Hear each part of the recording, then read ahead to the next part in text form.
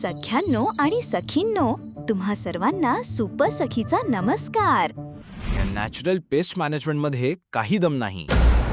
या झाडपाल्याचा अर्क फवारून काहीही होणार नाही. कीड घालवायची असेल तर महागड्या रासायनिक कीटकनाशकांशिवाय पर्यायच नाही.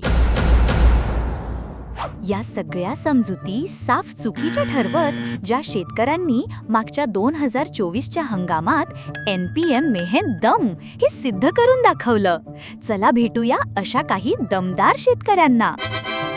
दशपर्णी अर्क असल, निमार्क असल, कामगंध सापळे असल, जीवामृत असल, पक्षी थांबे असतील, चिकट सापळे असतील, याच्यावरून आमची कीड पूर्ण नियंत्रण झाली. म्हणजे आमच्या पिकावर कोणती कीड आलीच नाही. दशपर्णी ते आम्ही 600 लिटर बनवलं. रासायनिक अजिबात कुठलंच फवारतच नाही आम्ही. पक्षी थांबे लावले त्यावेळेस सगळे काय म्हणजे काड्या कुड्या कशाला लावताय म्हणे सगळे. पण आम्ही सांगितलं त्यांना की याच्यावर पक्षी बसतील, मग ते किड्यांना आळ्यांना खातील, मग आपले तेवढेच फवारणी कमी होईल. पैसा वाचला ते वाचला, त्याच्यामुळे रोगच आला नाही. मावा नाही पडला, कीड नाही पडली आणि एकदम असं पांढरं शुभ्र आमचं सोयाबीन तयार झालं. बाकीच्या लोकांचं पण उडदाचं पीक होतं, पण आमचं पीक म्हणजे एक नंबर.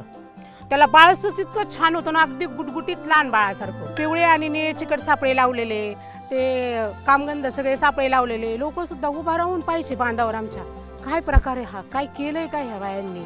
म्हणजे जो हजारो प्रजनन करणार, जो अंडी देणार जो पतंग होता, तो एका चिकट सापळ्यामुळं, एखाद्या कामगंध सापळ्यामुळे अटकला गेला आणि हजारो किडी तिथे जागेवर नष्ट झाल्या. ह्या एकात्मिक किडी व्यवस्थापनात आम्हाला भरमसाठ म्हणजे खूप मोठ्या प्रमाणात फायदा झाला.